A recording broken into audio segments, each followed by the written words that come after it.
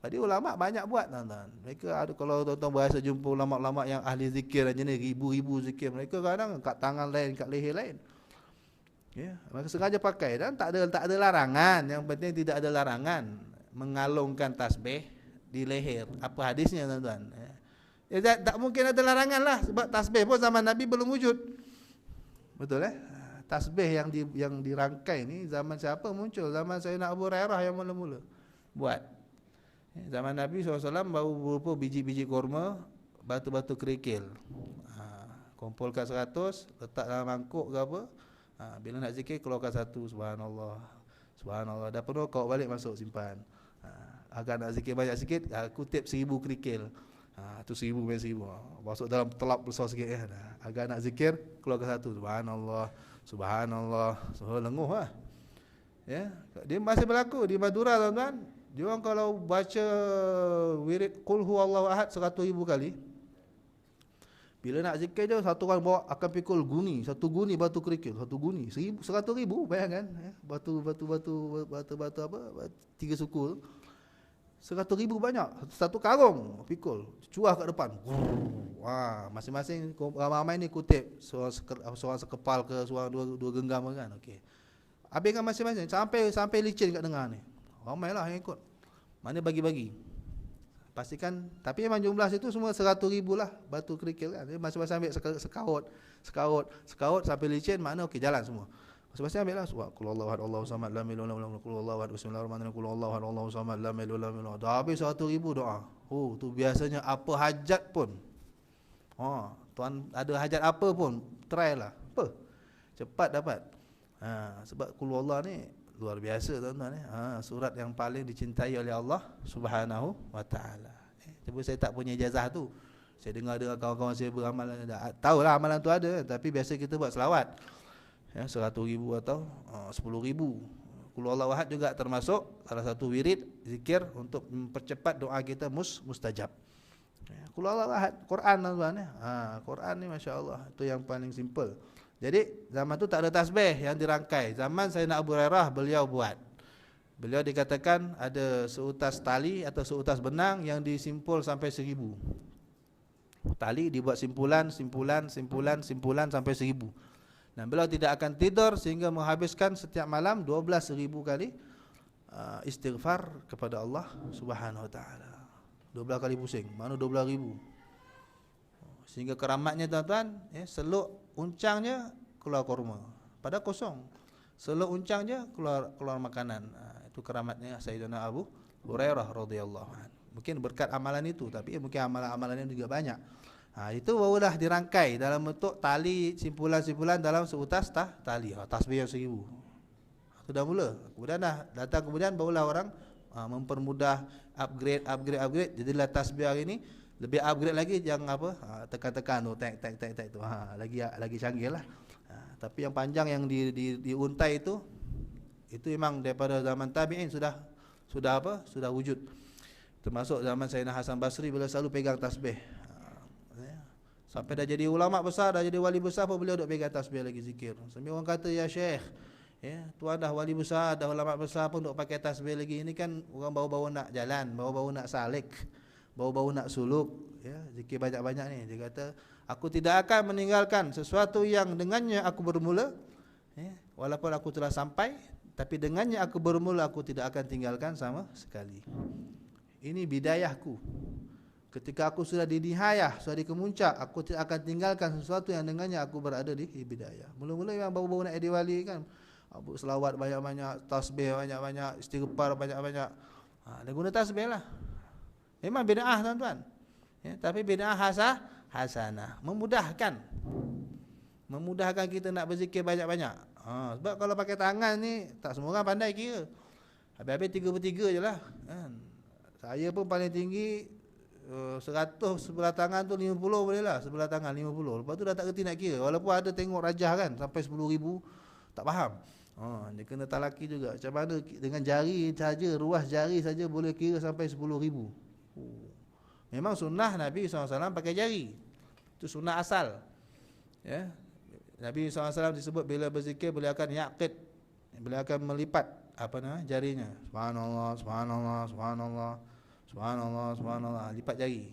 Dan disuruh oleh Nabi SAW buat gitu. Zikirlah guna tangan kamu, guna jari kamu. Sebab fa innahunna mustantaqatun yaumal qiyamah. Sebab jari-jari kamu akan disoal besok, disuruh bercakap besok di hari kiamat. Apa kau buat? Oh, saya macam-macam lah kita akan cerita. Mungkin saya ekor hidung ke kan, mungkin saya macam-macam kena cerita lah. Tapi saya dengan ini jari saya semua seumur umur saya duduk di tangan dia ni, selawat 10 juta contohnya kan. Oh, seronok sikit cerita kan. Istighfar 10 juta. Oh, seronok sikit cerita. Ya, kalau tak ini maki orang, mencarut dengan malu nak cerita kan. Jadi pastikan dia cerita yang baik-baik. Maka kita gunakan dengan zikir. Itu diajar oleh Nabi SAW pakai jari. Ini memang sunnah. Ya, tapi tuan-tuan, berapa banyak kita boleh kira? Kalau nak pergi 1000 dah tak, memang dah. Ya, apalagi tengah-tengah kira subhanallah, subhanallah, tiba-tiba telinga gatal, kita berkaut. Mana tadi dah terlupa dah. Susah. Jadi ulama duk fikir macam mana nak upgrade sistem ni. Ya kan? Orang kena berzikir banyak. Ya, sebab Allah kata ya ayyuhallazina amanu dzkurullaha dzikran katsira. Allah suruh zikir banyak-banyak. Habis zikir banyak dengan tangan susah. Macam mana ulama duk fikir. Mereka tak takut bid'ah, takut ni kan Nabi tak buat kita tak, tapi semua dah mereka dah scan semua ni lah. Mereka dah ambil, dah timbang, dah cek, dah kaji ni semua ni bid'ah, dolalah, kehasaran, mereka dah kaji ni semua, makanya mereka buat itu. Termasuk yang mula-mula buat Sayyidina Abu Hurairah radhiyallahu an. Kurang warak apa Sayyidina Abu Hurairah? Kurang warak apa? Dia takkan berani buat apa yang Nabi tak buat. Tapi memang Nabi tak buat pakai tasbih panjang 1000 tu. Tapi tidak dilarang. Selagi tidak ada larangan, silakan. Dan tidak bercanggah dengan Quran dan hadis, silakan dibuat dan diakui, diteruskan sampai hari ini. Sehingga kita jumpa ada tasbih yang 1000, ada tasbih yang 500, itu bagus. Sehingga disebut di situ oleh Imam Hasan Basri kalau tak salah saya, ni'mal midhkar as-subhah. Sebaik-baik alat untuk berzikir adalah tasbih. Habis orang Hindu pakai tasbih, kebetulan sama kan. Saya selalu cakap, bukan kita tiru mereka, mereka tiru kita. Kita swing gitu aje. Jangan kata kita ikut mereka, mereka ikut kita. Dia tahu kita orang Islam kuat zikir, dia pun nak kuat zikir juga, dia pun ikutlah. Jangan kata kita ikut dia, mereka ikut kita. Faham? Sama juga puasa. Orang Hindu puasa juga. Mereka ikut kita. Bukan kita ikut dia. Dia tahu kehebatan puasa kan. Gitu. Jadi apa nama tadi tuan-tuan? Abdu alaiha bin nawajidhi. Gigit sungguh-sungguh. Apa nama? Kitabku ini, risalah ini tuan-tuan, dengan gigi gerahammu. Betul apa nak kata tuan-tuan? Sudah sah. Innaha, sesungguhnya kitab risalah Badrut Tamam ini sihrun halalun. Sihrun halalun au zulalul ma'i. Au zulalul ma'i. Ini adalah sihir yang halal. Wah, lagi sesat kata-kata ini, kita ngajar sihir pula dah.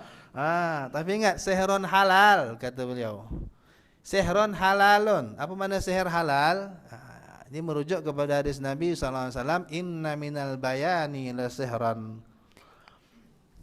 Ada hadis Nabi SAW menyebut, inna minal bayani la sihran. Sesungguhnya sebahagian dari bayan, ceramah atau keindahan bahasa, seni retorika, seni pidato, setengah-setengah pidato orang itu memang memukau macam sihir.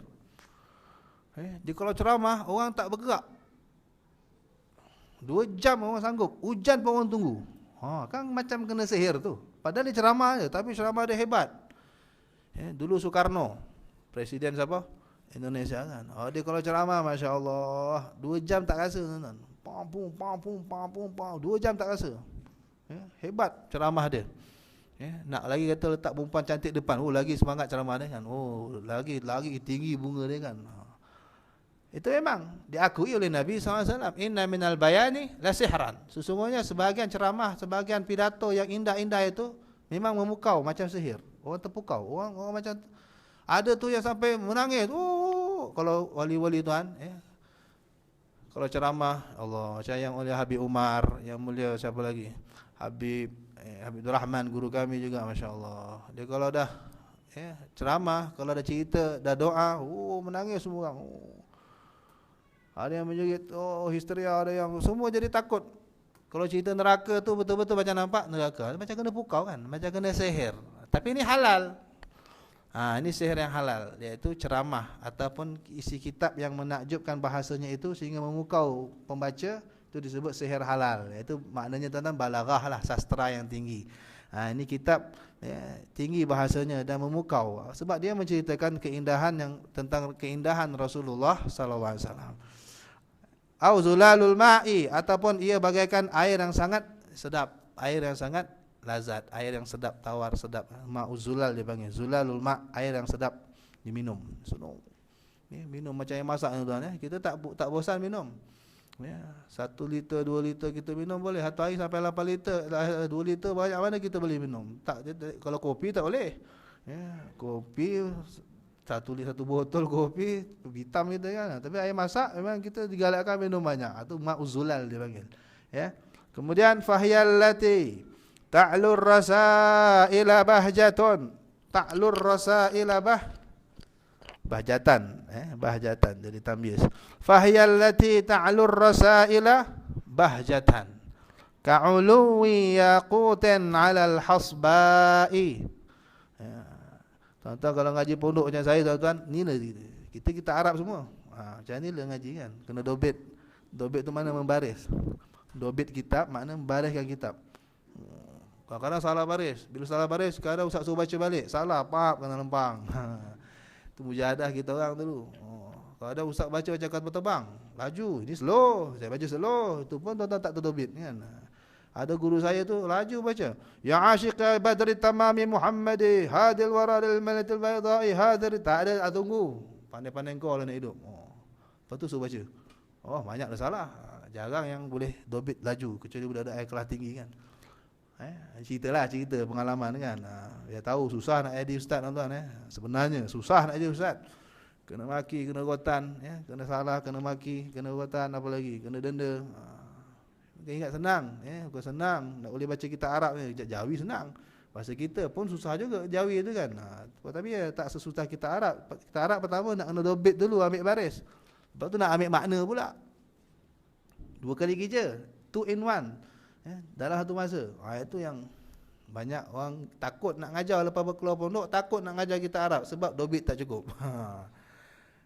Makna tak ada, tertinggal, kadang-kadang tidur kan. Satu kadang kita terlelap je dah buka buku surat sebelah pula.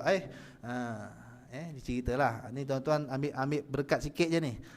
Ambil syair saja. Fahyallati ta'lur rasaila bahjatan ka'uluwi yaqutan 'alal hasba'i. Fahyallati, maka risalah ini, fahiyah maka ia, siapa ia? Risalah ini allati ta'lur rasaila. Risalah inilah yang ta'lu, mengatasi ar-rasail, segala risalah lain. Ini kata pujian, Jack sikit. Risalah cukup banyak yang membincangkan Nabi Muhammad sallallahu alaihi wasallam. Tapi ini risalah fahiyah ta'lur rasaila, yang mengatasi, yang mengungguli semua risalah lain. Mengungguli dari sudut apa? Bahjatan. Ini tambihnya. Apanya yang diungguli? Bahjatan, keindahannya. Keindahannya, susu cerita apa, susu galau ceritanya, susunan tertib ceritanya indah, dia tak sekabut. Ka'uluwi yaqutin, seperti unggulnya permata yakut, batu permata yakut, batu permata lah, yakut tu batu permata. Ka'uluwi yaqutin, seperti unggulnya, mengatasinya batu permata, 'alal hasba'i, dari segala batu kerikil. Umpamanya gitu, ini tasbih, dikias begitu. Umpama kitab lain tu batu kerikil, kitab ini batu permata. Batu juga, tapi ini batu permata, kitab lain batu kerikil. Hebat tak hebat perbandingannya itu. Macam ulama Imam Syazili buat perbandingan, Muhammadun basyarun wa laysa kal basyari bal huwa kal yaquti wan nasu kal hajari. Satu masa Imam Syazili dalam majlisnya, sebelum tutup majlis beliau mengumandangkan bait syair itu. Muhammadun basyarun la kal basyari. Muhammadun basyarun la kal basyari.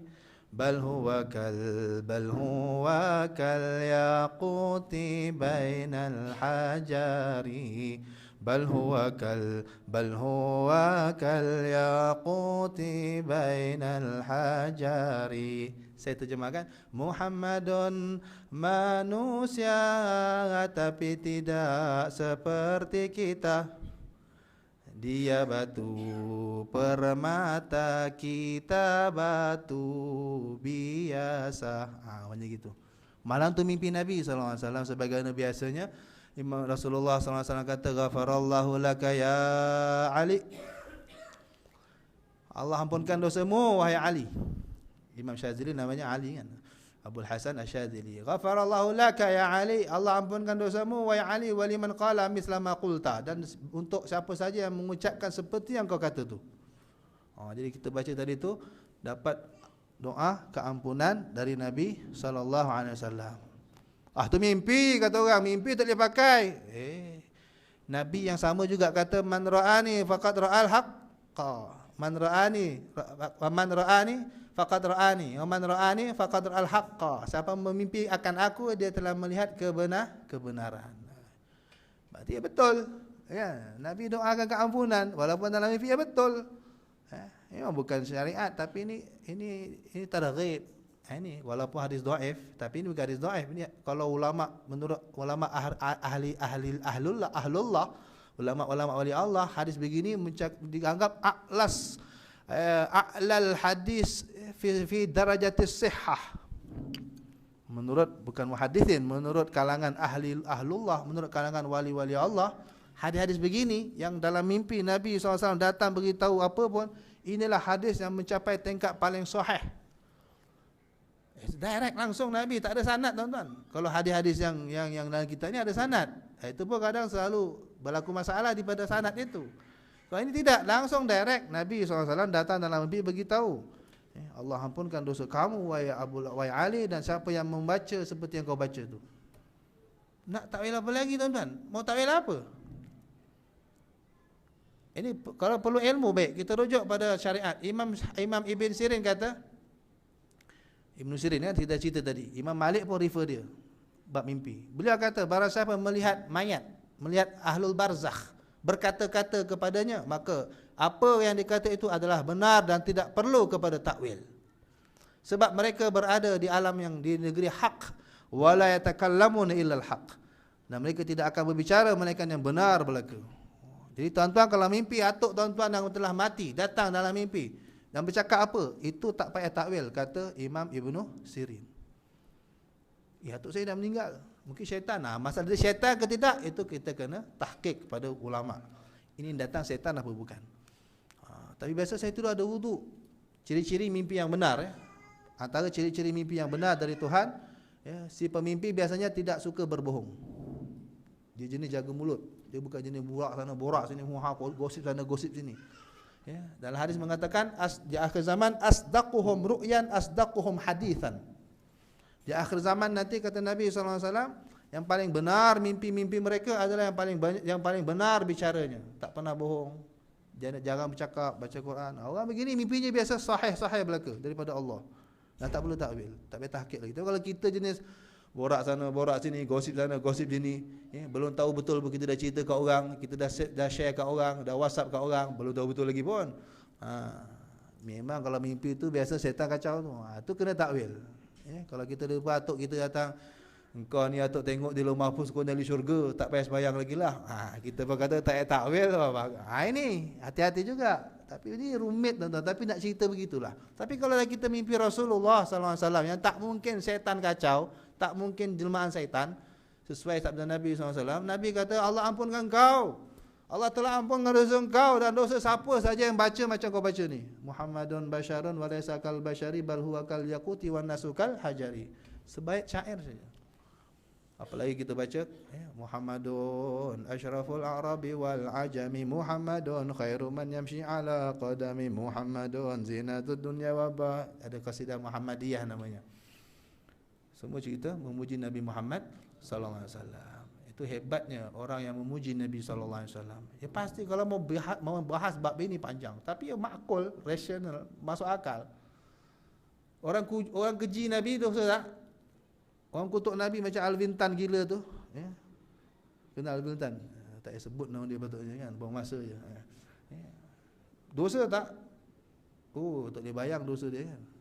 Habis orang puji Nabi, tak ada apa. Masuk neraka pula kita kata kan. Masuk akal ke? Ini tidak adil kan. Yang kutuk Nabi dah salah masuk neraka tuan-tuan. Tapi yang puji Nabi masuk neraka juga. Biar betul. Tak balance sana kan. Allah Maha adil kan. Yang kutuk dapat dosa tak terampun, yang puji dapat anugerah tak terhingga. Sebaik syair saja. Muhammad itu manusia tapi tak seperti kita. Dia umpama batu permata, kita batu biasa. Batu sama batunya, tapi kualiti tengok tuan-tuan. Betul juga kitab ini katanya. Unggulnya risalah ini mengatasi risalah-risalah yang lain.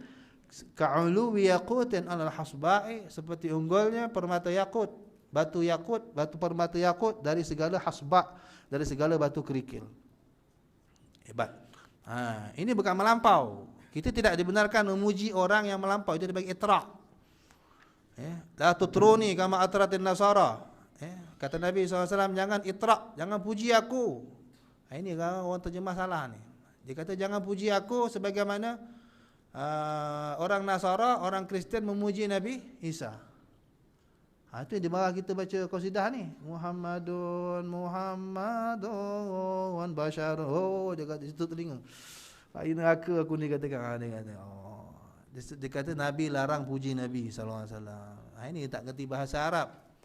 Itra' dengan madah lain. La tamdahu ni lain dengan la tutru ni. Itra' terjemahan mungkin sama, tapi segi detail bahasa Arab saja yang tepat. Terjemahan bebas mungkin jangan puji aku seperti, tapi itu pun kalau kita baca habis, jangan puji aku, belum habis lagi. Seperti, mana ada syarat. Jangan puji aku seperti orang Kristian puji Nabi Isa. Tengok tinggal dibahas macam mana orang Kristian puji Nabi Isa. Orang sampai tahap mengaku anak Tuhan. Kita tak pernah pun mengaku Nabi sallallahu alaihi wasallam anak Tuhan. Maknanya tak masalah, silakan. Dan satu lagi, itra' itu memuji sesuatu yang tidak ada pada orang tu. Orang tu kedekut kita kata pemurah contohnya kan. Kau ni pemurah sungguh. Macam penyair-penyair zaman dulu. Penyair-penyair zaman dulu, mereka ni pandai dengan kemahiran ilmu bahasa mereka, kemahiran buat pantun, kemahiran buat syair mereka gunakan itu untuk menyusun bait-bait syair memuji raja-raja. Dan raja-raja ni bila dipuji di bawah ramai dengan syair-syair yang indah, mereka seronok. Bagi duit lagi, ambil kau 1,000 dinar, 2,000 dinar, 10,000 darham. Seronok. Jadi penyair yang banyak yang belajar syair semata-mata nak habuan dunia ni. Termasuk sejarah asal Imam Busiri katanya, pengarang Qasidah Burdah itu. Sebelum beliau berkecimpung dengan dunia syair memuji Nabi SAW, beliau sibuk memuji raja-raja. Masa muda lah, zaman gila remaja tu kan. Sehingga beliau sitir, beliau sebut, beliau kenang dalam bait syairnya, khadamtuhu bimadihin astaqilu bihi dhunuba umrin madha fi syi'ri wal khidami. Dia kata, khadamtuhu bimadihin, aku telah mengabdikan diriku membuat madih, membuat syair-syair pujian kepada Nabi Muhammad sallallahu alaihi wasallam. Astaqilu bihi dhunuba umrin madha fi syi'ri wal khidami. Untuk aku minta ampun kepada Allah. Aku nak cover balik dosa aku yang masa aku muda dulu, aku duk sibuk membuat syair memuji raja-raja, dapat duit. Dosa aku memuji yang tak ada pada raja. Raja tu kedekut, tapi aku kata Tuanku yang maha pemurah, Tuanku yang maha apa lagi? Dia dengar pemurah, dia betul-betul tunjuk, padahal sebenarnya kedekut. Tuanku yang indah wajahnya bagai purnama, padahal jerawat sana jerawat sini. Tapi dia puji-puji nakkan duit. Berdosa, ini berdosa. Memuji orang sesuatu yang tak betul, itu membohong, itu itra'. Penyair dulu begitu. Jadi katanya, aku tebus balik salah aku ini, aku nak habiskan seluruh hidupku, seluruh kepakaranku membuat syair hanya memuji Rasulullah sallallahu alaihi wasallam dan memuji Allah Subhanahu wa taala. Sehingga beliau ada kitab, beliau juga ada buat kitab sirah Nabi sallallahu alaihi wasallam dalam bentuk syair. Tebal, panjang syairnya, berapa ribu bait saya tak tahu. Namanya kitab Hamziyah. Hamziyah, yang mana Hamziyah mana huruf hamzah. Di hujung syairnya semua berakhiran dengan huruf hamzah. Huruf hamzah. Laitahu khassani bi ru'yati wajhin zala'an kul liman ra'ahu syaqa'u. Ujung semua macam inilah. Ini ujung semua i. Betul tak? Ya asyiqi badrat tamami Muhammadi hadil wararil madil baydai wajalat muhayya husni lirra'i zulalil ma'i alal hasba'i. Kesenang nak buat tuan-tuan. Bahasa Arab, bahasa Melayu pun payah. Macam mana nak ujung huruf ai kan? Macam mana kita nak buat ribuan bait hujung semua ai. Nasi apa lagi? Tak tahu dah. Saya suka makan nasi dengan tepi singki, duduk atas baldi, apa lagi? Pening. Ini ribuan, semua ujungnya termasuk tu apa? Apa itu? Apa tu syair yang itu namanya hamziah, luar biasa tuan-tuan. Ajib, semua sirah. Daripada sirah awal sampai akhir Nabi Muhammad sallallahu alaihi wasallam dalam bentuk syair semua. Hamziyah Imam Busiri. Itu tujuannya apa? Astaqil. Kenapa? Beliau dah tahu dah kehebatan memuji Nabi sallallahu alaihi wasallam. Beliau kata astaqilu bihi. Untuk aku minta ampun kepada Allah dengan syairku ini, dzunuba umrin. Dosa-dosa aku seumur hidup aku dulu fi syi'ri wal khidami. Dalam membuat syair dan berkhidmat kepada raja-raja. Mana tahu? Membuat syair memuji Nabi, Allah ampun dosa, tuan-tuan. Siapa puji Nabi, siapa baca syair memuji Nabi sallallahu alaihi wasallam, Allah ampun dosa. Begitu juga siapa membuat syair mengeji Nabi sallallahu alaihi wasallam, Allah tak ampun dosa dia. Murtad dan tak diterima taubatnya. Kata ulama kan. Siapa hina Nabi sallallahu alaihi wasallam walau selai rambut saja, selai janggut saja, murtad serta-merta. Nauzubillah. Nah, bagaimana yang memuji Nabi selai janggut? Tak boleh bayang apa anugerah Allah kepada orang yang puji Nabi sallallahu alaihi wasallam walau selai rambut saja dipuji. Dia buat syair tentang selai rambut Nabi sallallahu alaihi wasallam contohnya kan. Ini kita membayangkan Nabi sallallahu alaihi wasallam punya kehebatan. Kemudian terakhir kata beliau limala wa fiha wasfu mahbubin sama. Ini lagu dia macam mana ya?